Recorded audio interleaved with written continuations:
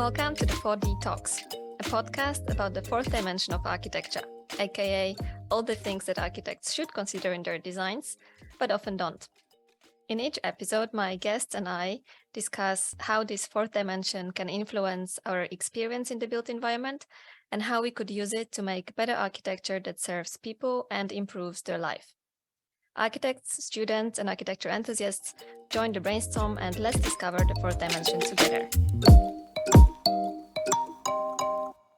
Today, we will talk about one of the most important topics for me and a topic that basically links all the previous episodes together.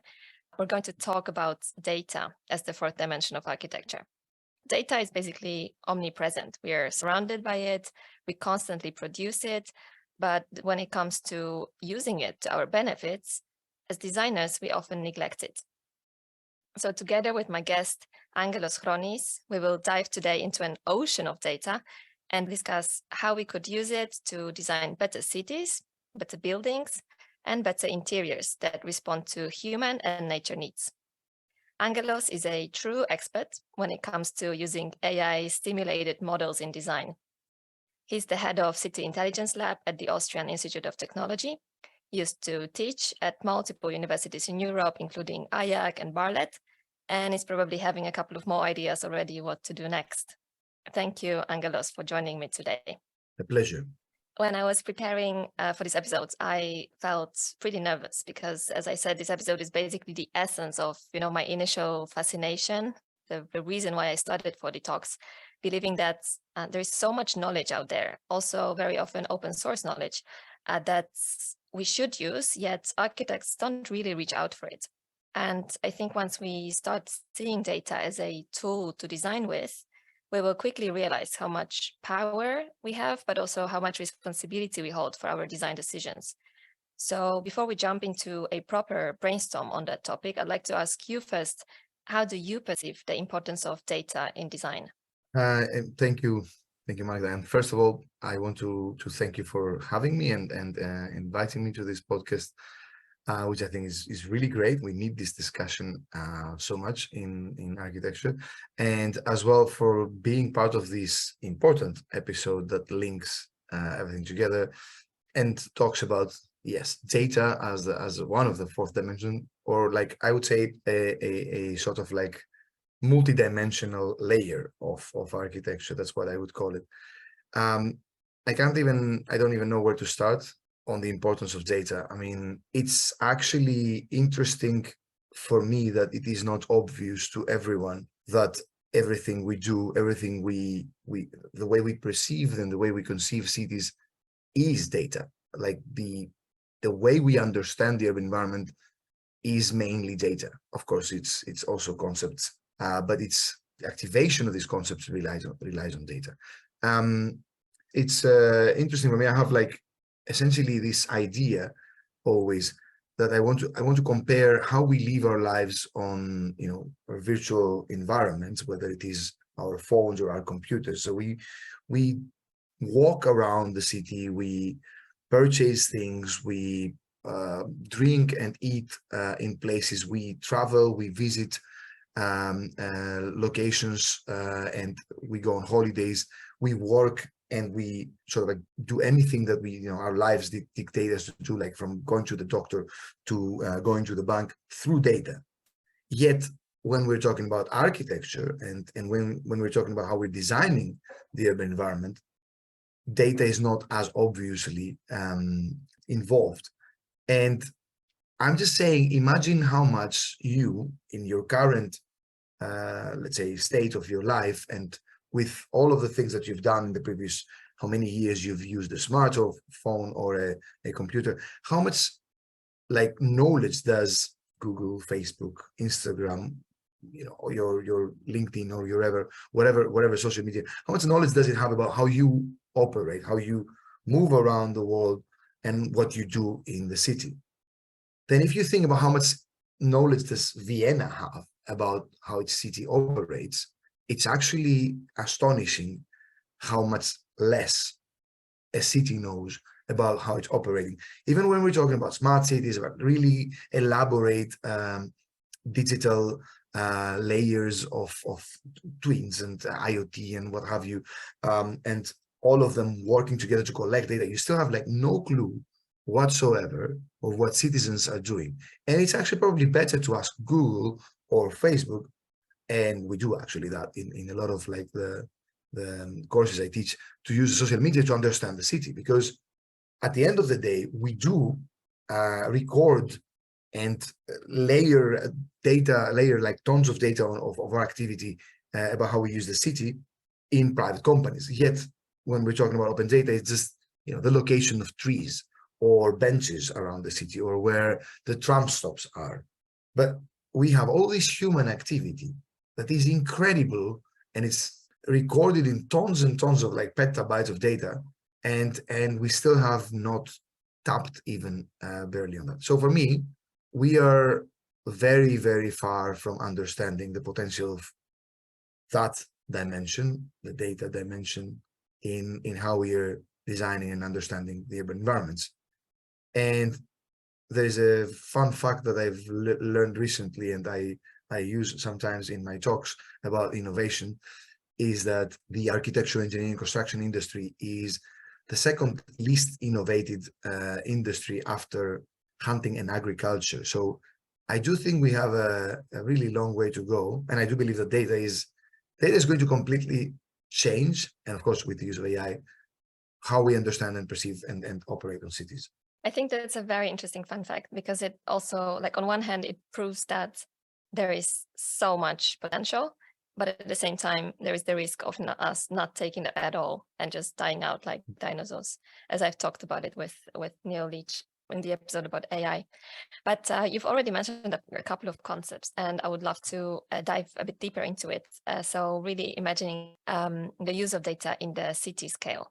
And let's try to maybe talk about the use of data already now. So what can already be done, meaning also hopefully you telling us a little bit more about infrared, but then also going a bit further and seeing what the future could bring.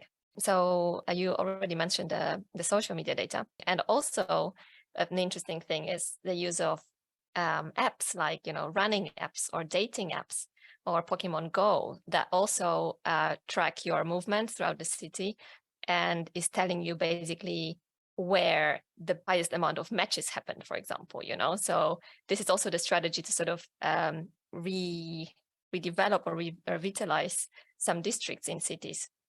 So there's a lot to do in this field as well.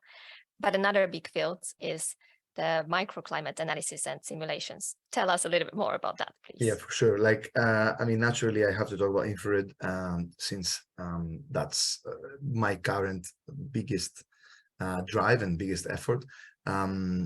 So maybe I'll tap on the general question. So yeah, I mean, we have seen changes in the way we can use data, like, you know, using, of course, artificial intelligence models that are like, you know, exponentially growing. And, you know, we've done I teach in IAC AI for 4 different master's courses, and on all of those we are doing a lot of things, just tapping upon what you just said before, like just using street view images or just using like Instagram images in a city.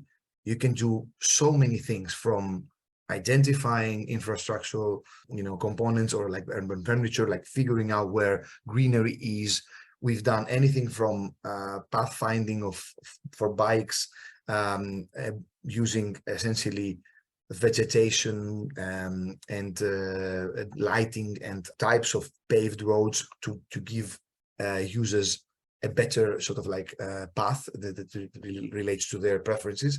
We've done this with just street view images. We've done anything from understanding whether people are doing yoga in a square, or they're doing running or walking or playing, just by looking at, you know, again, social media images and understanding poses and things like that.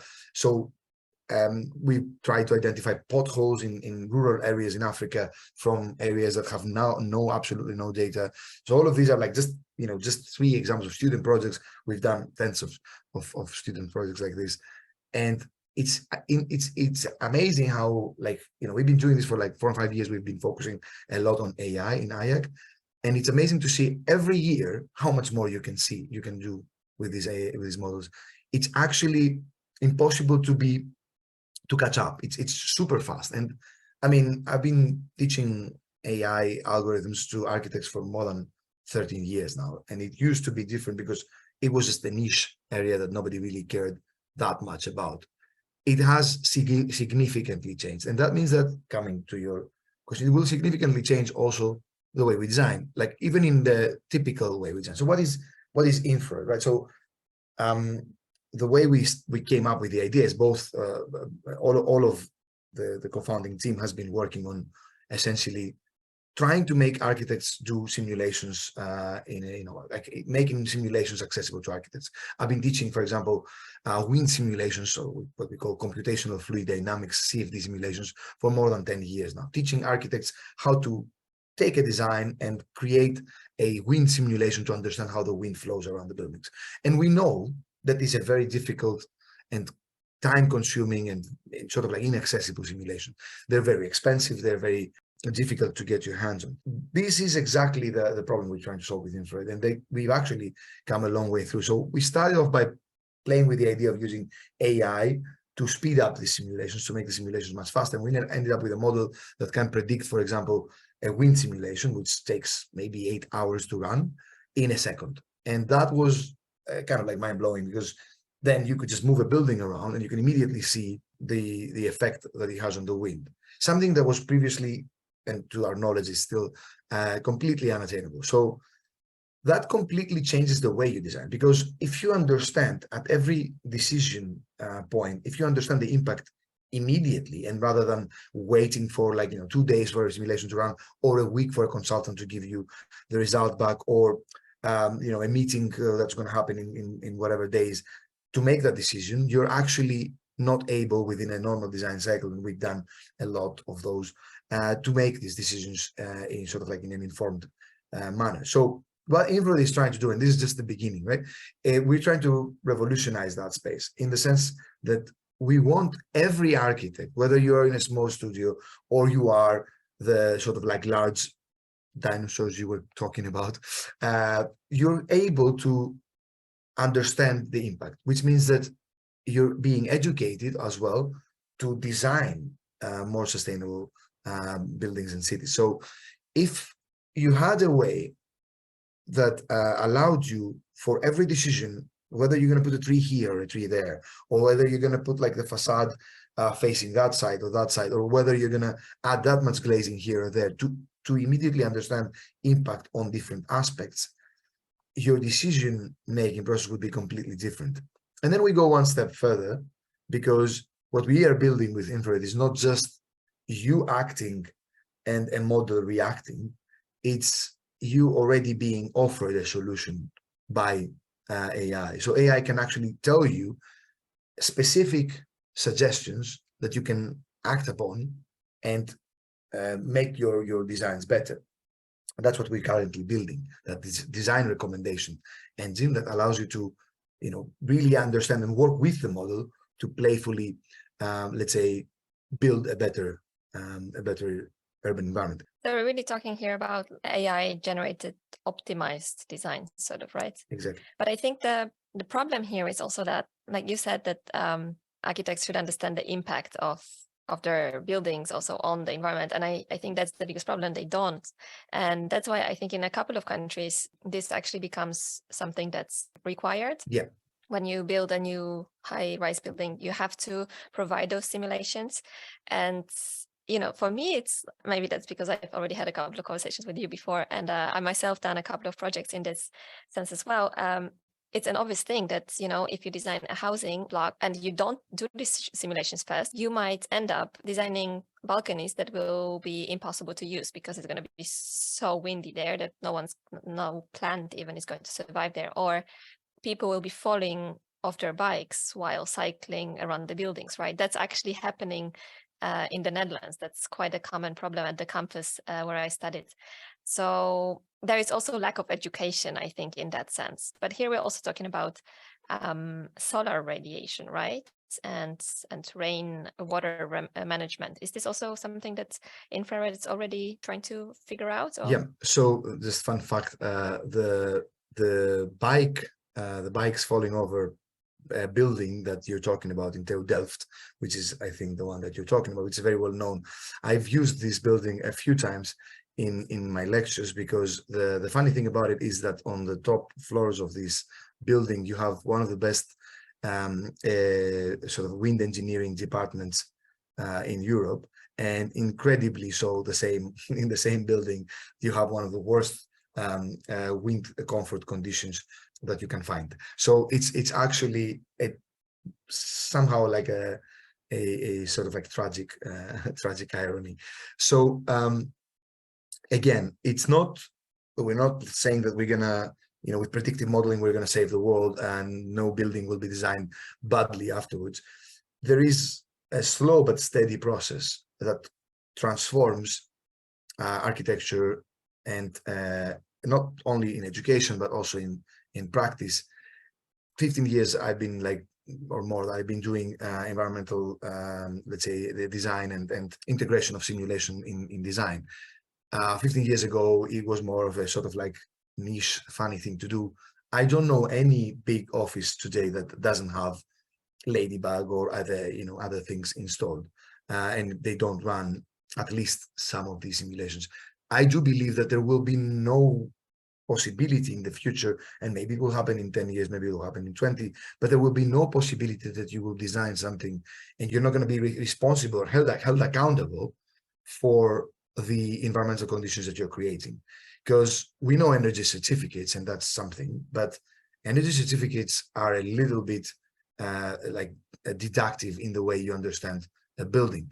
If your energy certificate is very good because you've installed systems that are efficient, that doesn't mean that your actual design of the building, the way your form and your glazing and your openings and your orientation was not blatantly wrong. You can solve things with systems, but at the same time, you need to design with nature and design with the forces of nature. So we've had many such examples. So like you're talking about tall buildings, right? And it's going to be regulatory very, very soon. Imagine that there is this Waldron diagram. I think that's a funny concept in New York, right? Which is essentially a way to ensure daylight. So all of the skyscrapers in New York have to, there's actually a manual system with curves, which actually measures how much light you're blocking on the street with your skyscraper. And you can be up to a certain point.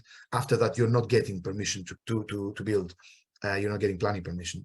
So to talk about this, this is like maybe 100 years ago, and it's regulation. And we're still not having, for example, a simple solar radiation study that can measure the facades radiation and self-shading or whatever, and just give that value. It's actually pretty astonishing that we don't have that yet.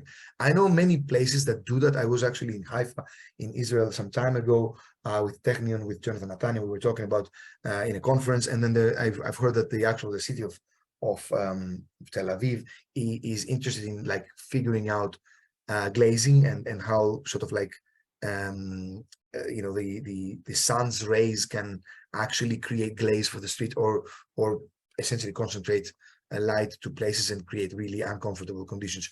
We all know Vignoli's Scorci Tocchi, or the building in London that was burning cars and car mirrors.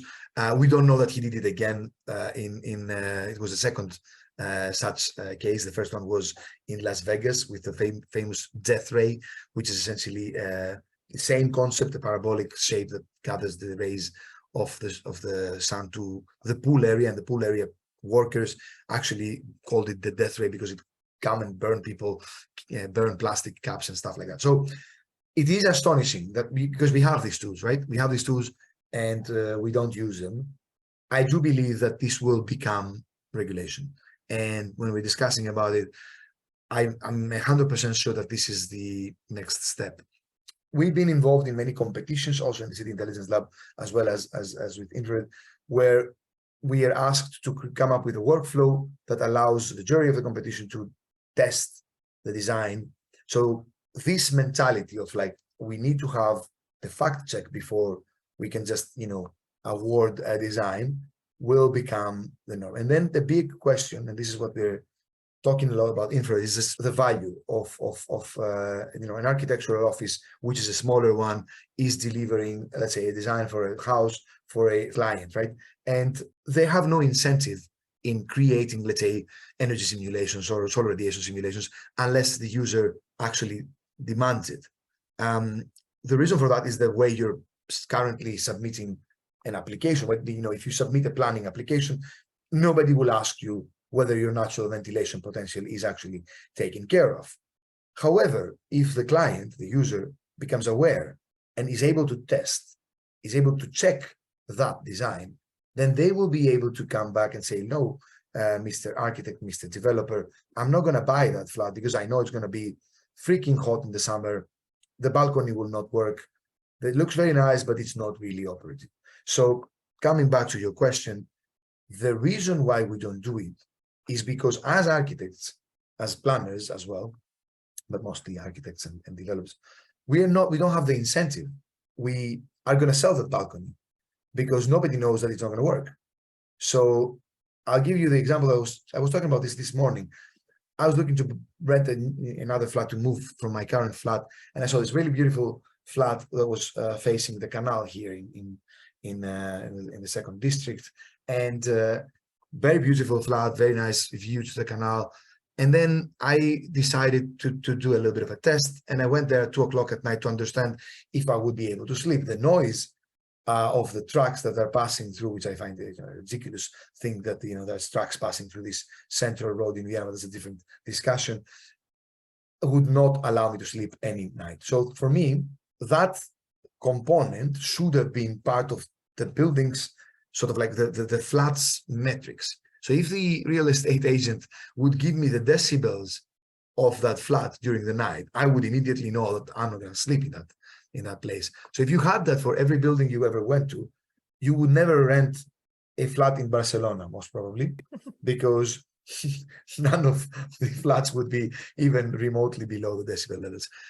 Coming back, therefore, to your original question, I think there is a wave of change that will change how people perceive a nice environment to live in, and eventually will demand that from architects. And energy now is like, nobody will, like now today, nobody will buy a flat with an energy rating that's very low because they know they're going to pay tons of money afterwards because it's going to cost them.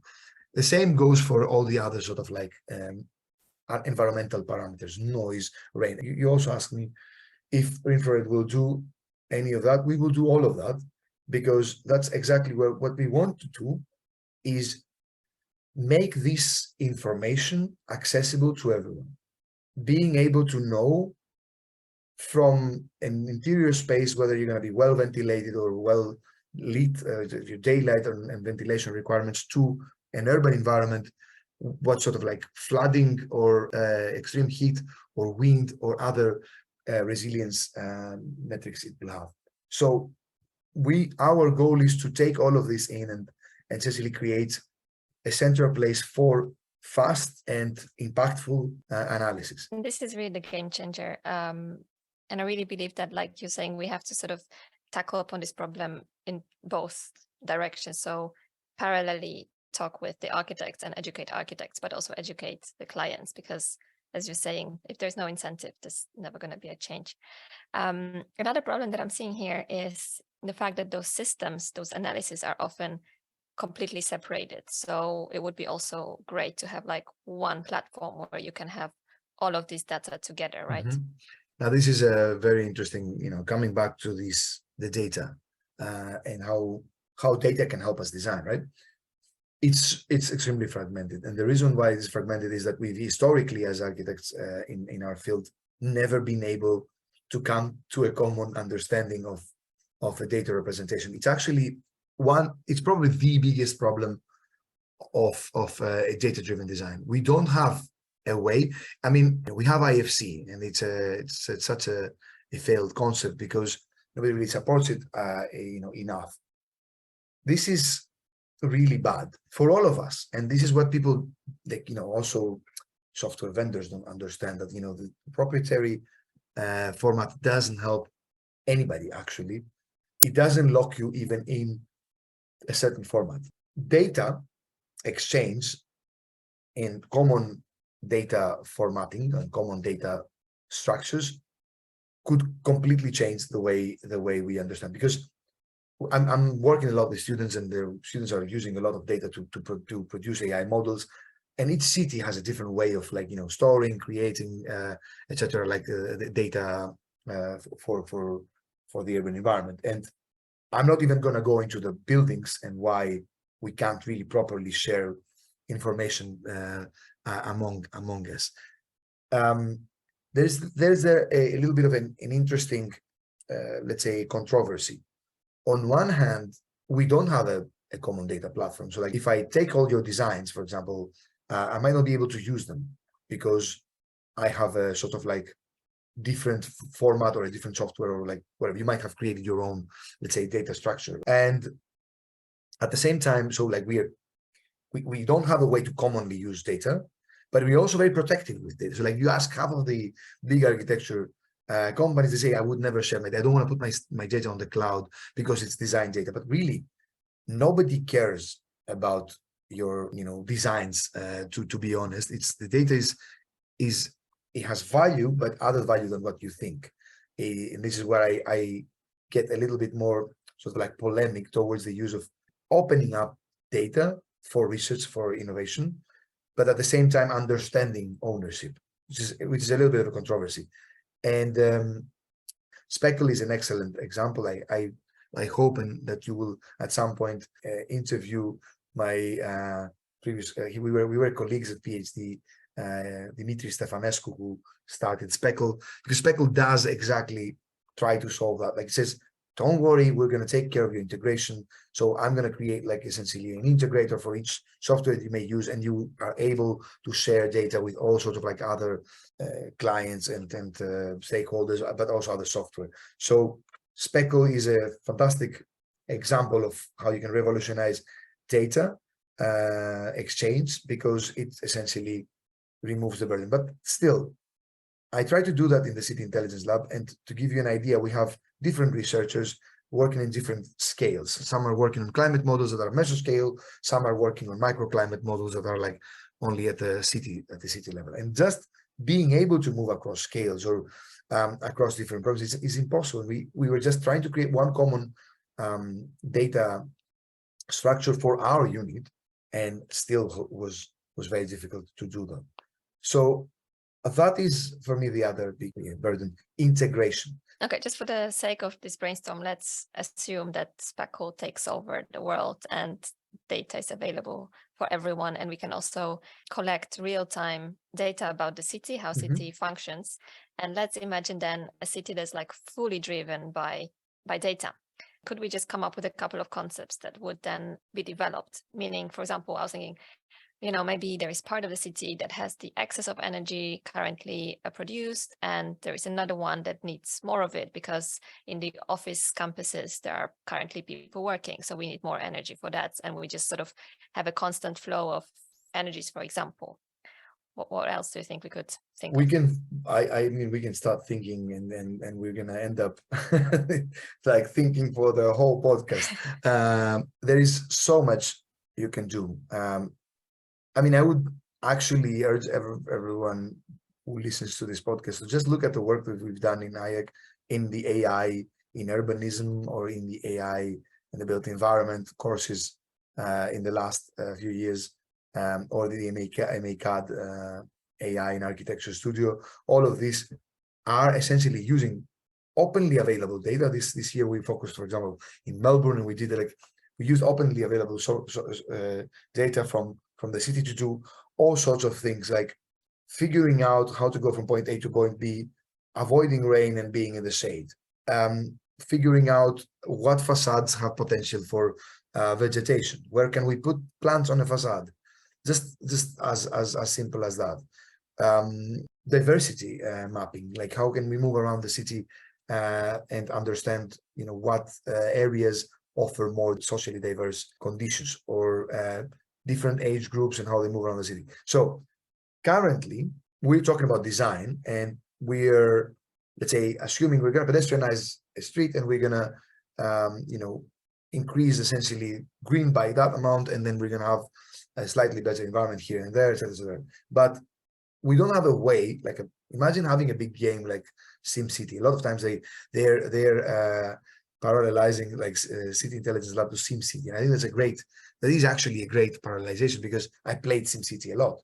And SimCity had this amazing thing that it had models behind it that actually calculated things. And it would say, if you have like only one school here, like people are unhappy, the students are becoming, the people are becoming uneducated, etc. They had like models, very complicated rule-based models, and this is like 20, 30 years ago, so it's really old, that could calculate all these things. So imagine that you have tomorrow morning, going into this sort of like fascinating imaginary space, you have like a digital twin of the world with everything on it, from vegetation to climate to whatever, and you can put like a building on that, and you can just say, here's a plot of land, here's a building, and you can play out a year, and it will tell you all of the conditions that you will face and what will happen here and there. And it will give you like, the actual feeling of how heat stress will cause X and Y or whatever, like sort of like conditions it's like a simulator. It's like a living simulator. You're going to live a year in that building, and you're going to understand what sort of like problems you might end up having. That we don't have, and it's incredible that we don't have, because we need to build it. How many years do you give us? It doesn't have to do with technology, though. This is the thing. We could have that. The reason why we don't have it is because we haven't actually felt the need. And I think we're going to feel the need. It is happening. There is a lot of companies that are doing digital twins of the world. I mean, I don't know if you know Second Life, and there's like a few such examples of like, these are metaverses, essentially creating fake worlds. And then like everybody was super fascinated with the idea of creating a metaverse and like living in a virtual world. And nobody's like actually fascinated with the fact that we need to create a representation of the actual world, the one that we are living in, and being able to operate within that. So I think from the urban planning perspective, this is definitely the future, in the sense that you will have portals for all cities where all the data will be sort of normalized together, gathered and accessible. And you, as a designer, you will be able to use that sort of like data to design. For example, we have weather files. What are weather files? Weather files did not exist in such available ways to architects way before. So today you have like tons of weather files that you can use. Also, there's the idea of sensing, which is really huge.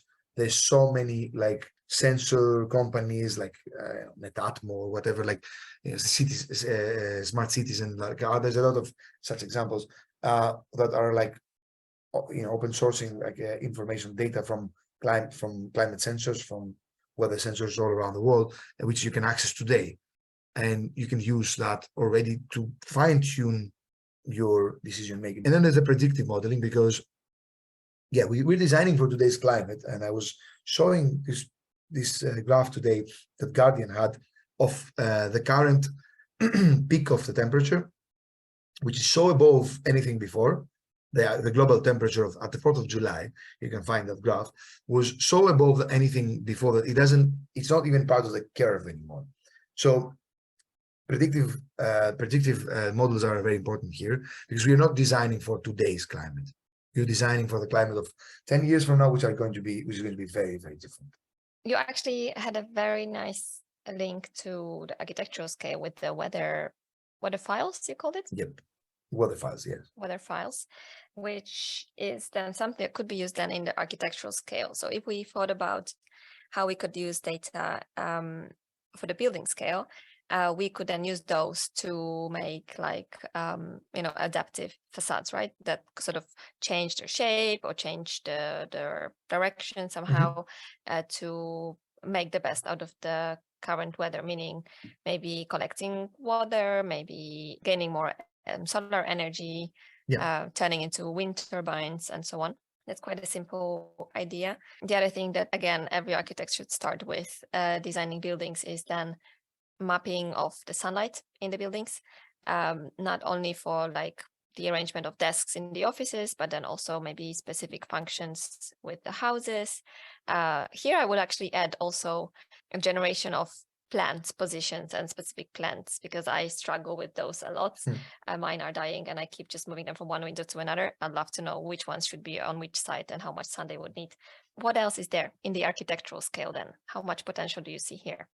In the building, inside the building, you've got, of course, daylight, which is very important, but you also have natural ventilation. So like, as I said, where the windows are, creates essentially different patterns for natural ventilation. In really big buildings, this is very much taken into account. The atria, the openings, etc., are like adjusted to get the wind through.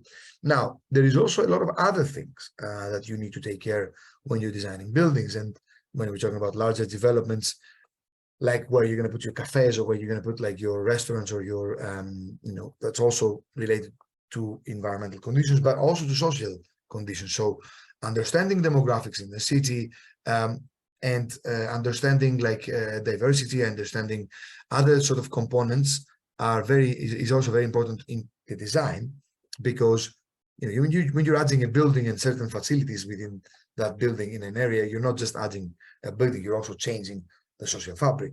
So that's another very important aspect there.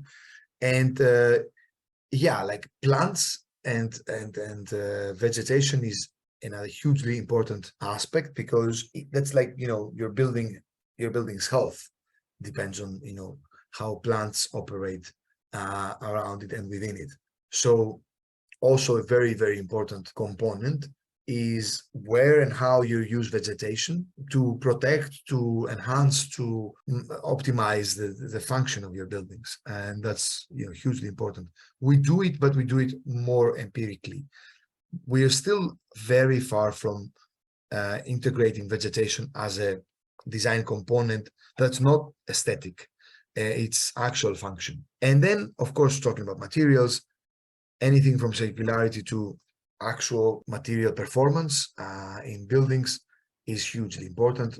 It's also important in terms of embodied energy. I don't remember the number, but like I think most of the energy that is going to be consumed in a building is actually consumed the moment the building is constructed, which is the energy that's consumed for the materials to be built. So that's huge as well. When it comes to materials, there are two aspects. Like one is understanding how much CO2 is being produced, like in the process of producing the material itself. But another thing is, more interesting for me actually here, is this approach to it, which is material passport. So really understanding what has this material already been through, where it was, what's its condition, how many years could it still be fine to use, and that could be for metal, for wood, and so on. I think here the problem is mostly actually the regulations, that in many cases it's also so expensive to maybe create those material passports that it's just not worth it, and people just use, in the end, they just use concrete. It's an excellent question. But there is potential. Yeah, there is potential, and there is potential from the regulatory perspective as well. So when we talk about material passports, you're very right. It's sometimes difficult to, especially in existing buildings, sometimes you don't even know exactly what's going on in there. But in new buildings, you can definitely apply material passports, and you can trace the whole life cycle of materials. You have to trace the whole life cycle of materials from the construction to demolition, or sort of like upcycling the material, etc. And we've been through this a few times. We had prefab houses. There was a lot of discussion on robotic fabrication, and customized components could be essentially linked to reuse and upcycling in the future. Sometimes people argue that the customization actually is against, let's say, the upcycling potential, because when you're doing custom buildings all the time, you're not able to do that. So there is the idea of how we're gonna actually apply material passports. How do we impose to a whole sort of like industry to, use material life cycle, to understand the materials like life cycle and take it into account. And again, talking about the value, which is the same thing that we were talking about before. If your client doesn't have a reason to do that, if you don't have a reason to do that, nobody will do that. Like there's no regulatory drive for you to do it, and there's also like no incentive in terms of like, you understanding you're gonna save money. The thing with buildings is you're building them for 30 years, 40 years, and that is a little bit like a long time, and then that really sort of like doesn't have, you cannot see the immediate benefit from that life cycle. And you also don't have a way to see that, because if someone told you, hey, here's a building that you bought, if you demolish it, you're not going to get anything, but if you actually decompose it in a more sort of like ordered way, then you would actually make profit out of it. And then there is things like, for example, the EU taxonomy or other sort of like drivers that tell you, here's, you have a building, you own an asset, you're also responsible for the materials of this asset, which means you're responsible for the carbon footprint or embodied energy of that, which means that if I can prove that your building had X amount of impact on carbon footprint, then you're lower in value. And the big question is, again, values, because you have to transform these sorts of like environmental concepts into actual economic concepts that are essentially driving, unfortunately, society today. So society is driven by profit and by economic value. So therefore, you have to translate that to economic value until we manage to rise above our slightly deductive way of thinking as society, and we understand that economic value is not actual real value, and environmental value is actually much more significant. But that's a different discussion for a different podcast. Well, that's very true. Maybe there's going to be another episode on that. But in fact, you can link everything to economic value in the end.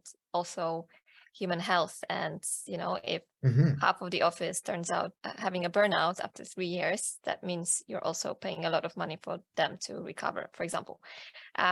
So in this very smooth way, I would like to switch then to the human scale, meaning actually trying to then maybe get a bit more attention of the non-architects listening to this podcast, and really give them reasons why using data in architecture in a human scale would be beneficial for them and what they could expect from the architects. So one of the things that I already mentioned is the health. And I could imagine being able to measure human health conditions constantly, and with watches, but also maybe other sensors, and then stimulating their recovery by hue of the lights, with the smell maybe. So air quality with different sounds / noise. In that way, we could also lower their stress level, and that all of those together could really be beneficial to, for example, avoid a burnout or to recover faster from another sickness. What else is there? Yes. So as you were like describing this sort of like health component and buildings and why people should care about the conditions, environmental conditions, and how that could, and when we say environmental, we don't mean like climate, we mean environment as a whole. The best example was during COVID. I saw for the first time, it was actually hilarious to see, like I've been doing, as I said, airflow simulations, CFD, computational fluid dynamics simulations in buildings, in interiors of buildings as well, to understand, for example, how the heating, ventilation, and air conditioning systems work, and where does airflow go. I'm very aware because I study that. So when I put like a fan, I am trying to see what the circulation of the air will be within the room, so that the air will reach me, will be fresh, and not like, a current that will give me a neck pain. So interestingly, when COVID happened, there were so many CFD simulations of interior spaces or exterior spaces, even of like bikers passing by, and there was so many CFDs music. I was astonished. It was everywhere in from the Guardian to the BBC. Like there was like simulations everywhere, and it was astonishing because they were analyzing airflow because they wanted to see where the droplets will go, right? So we're like doing all sorts of like airflow simulations to see what happens if I have like 10 people in a room. Where will those droplets go? You do, for example, that for operating rooms in hospitals, where you need to put the heating, ventilation, like the air conditioning system, the ventilation system. You need to put it in such a way that it goes out from the bottom just below the bed of the operation, and it goes directly up, so that all the microbes or like the bacteria or whatever, like viruses, have to go out of the room as quickly as possible. Just to give you an example. So as a human, why do I care about that? Well, of course, if I was able to understand within my environment what constitutes a healthy environment, what doesn't. If I could understand, for example, that opening my left side window or my right side window would have a significant difference in how much, let's say, pollution from cars I will get in my flat. If I knew that if I can put a plant here, I'm filtering the air, so I have cleaner air, because it's outside of the specific window that is where, like, you know, the airflow current ends up. Or if I didn't understand that long-term effects of bad light, let's say, I see a lot of people having glare, or like looking at they're working looking at a window, which is like a horrible idea. You can have really significant eye issues long-term. You're essentially speeding up the aging of your eyes. Whatever you're gonna do, you would understand that actually, it is very important. And I'll give you the final example, which is noise. And when I was talking about moving to this new flat, I was flirting with the idea of like taking up this flat and, like, just bearing with a louder noise in the evening, which I'm not very light sleeper. I could take it. And then I read research that says that if you have just 10 decibels more noise during your sleep, you have a 30 or 40% higher chance of dying from a heart attack or a stroke, which is actually insane. So it means that having noise while you're sleeping, not having a quiet environment, can kill you. It doesn't really only annoy you, it can actually kill you in the long term. And talking about stress, it can also heal you, right? So like the fact that we do not pay a lot of attention to how we design and equip our living environments is also partly the result of the really wrong way the real estate is working. Here's how many square meters you can buy in this area, which is cool because you have all the new cafes. But by the way, this flat will kill you when you're 60 because you're going to have a lot of noise. But nobody tells you that part. They will all tell you it's a very nice flat with a nice view. The view is also important, of course. But if that view comes with, a 30% chance more to die from a heart attack, that's not necessarily as good. So there is a lot of research. There's like healthy buildings, sort of like research. There's a lot of like understanding on that sense of how buildings are actually, very much related to your health. I mean, at the end of the day, you're spending half of your life between your house and your workplace. So whatever conditions are active, they're going to affect your health in the end. So it is hugely important. And finally, talking about sort of like emotional architecture, sort of like comment. Yeah, that's actually a very interesting topic. It's very interesting in many ways. There's a lot of research going on the cognitive, let's say, analysis of how you perceive and understand space. What does openness or closeness in space do to your feelings and your behavior? Also for the cities, what do happy cities mean? Like what does like a good urban condition constitute of? So there is a lot of effort to quantify that. I mean, just looking at space syntax methodology and the isovists, and these concepts are essentially a way to try to sort of like quantify or understand the feelings that you get from different spaces, and how openness, closeness, darkness, light kind of like affect your your well-being in overall. So in a nutshell, I'd say we're actually more and more understanding these effects, but I think we're going on from a different direction, which is again going back to data, where we're trying to map from anything from sentiments to neural conditions by connecting them to space. And I'll give you just a few examples. We've done a lot of work again, and I trying to do sentiment analysis with AI on different public spaces, trying to record anything from facial recognition to tags and comments and reviews of places, etc., to understand the public space. There's a lot of work on detecting neural activity in spaces and connecting feelings and thoughts with specific configuration of spaces. But I think we're a little bit far yet. Most of it is still somehow speculative, I believe. That's not happening yet, but if it could, that would mean that, after a long day at work, you're coming home and basically the artificial intelligence recognizes your mood, checks your temperature, checks your heart rates, and based on that, or maybe also checks your messages, and based on that knows in which mood you are, and then tries to either calm you down by changing the light, or changing the color of walls, maybe even, or if we had create this immersive experience around you that could change the way you feel at a specific moment. But you can do that today. You don't choose to do that because this is not exactly what you want.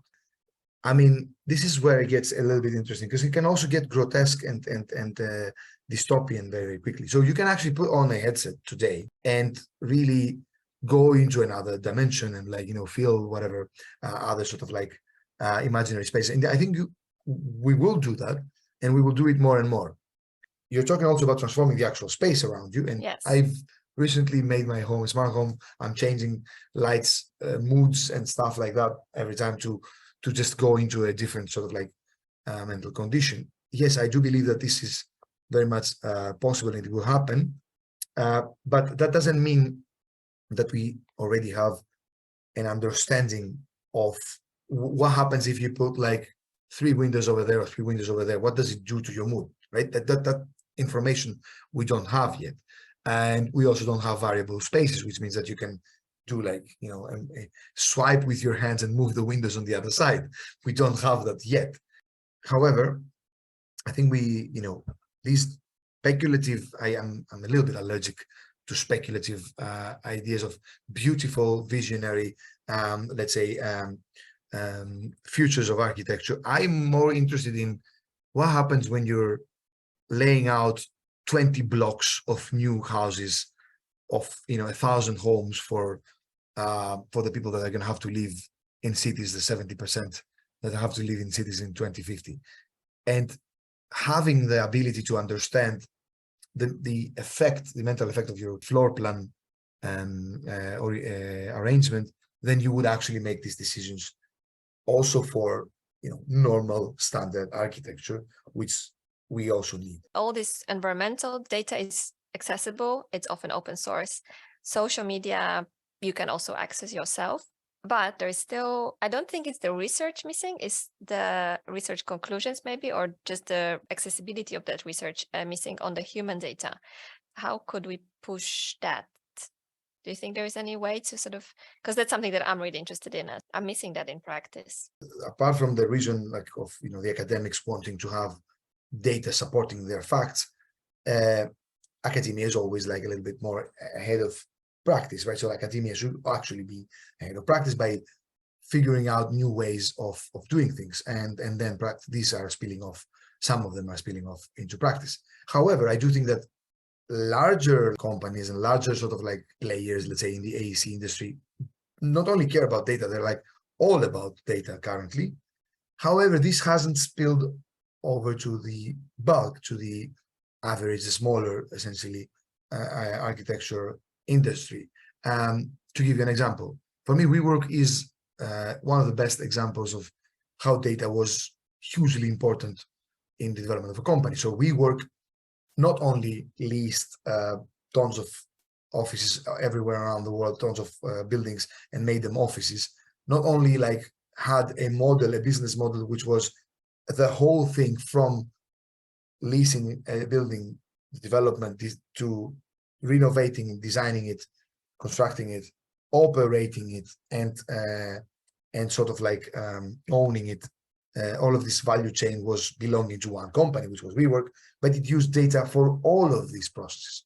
So if you ever were sort of like, if you saw how WeWork was designing its sort of like offices, you would see that everything is data.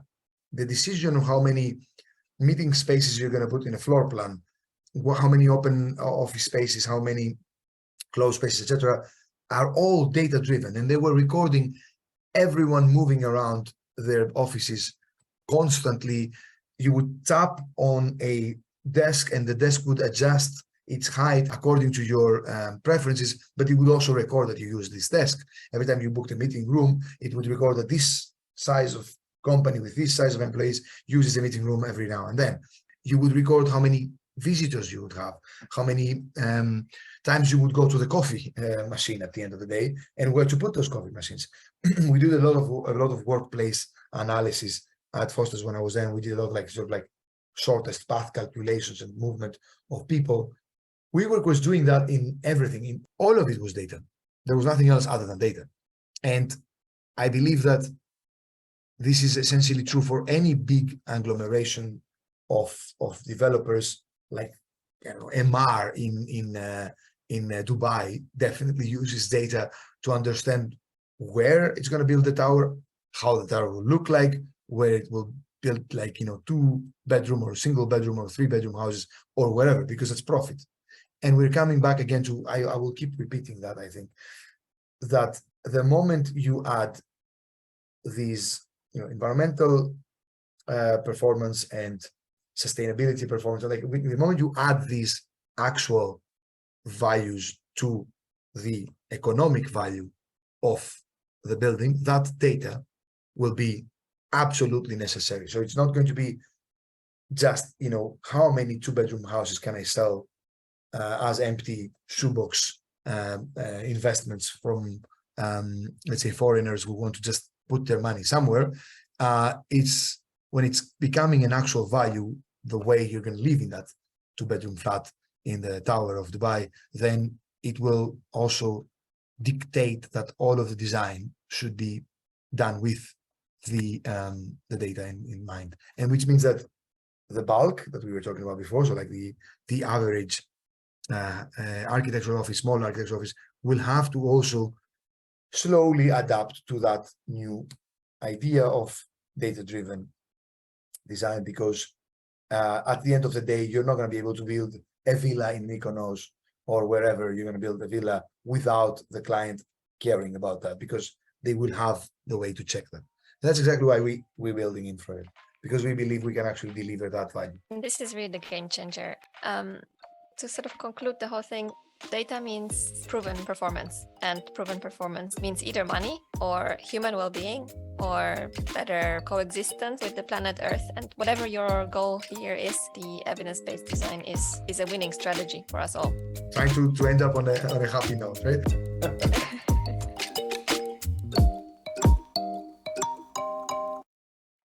Thank you all for listening.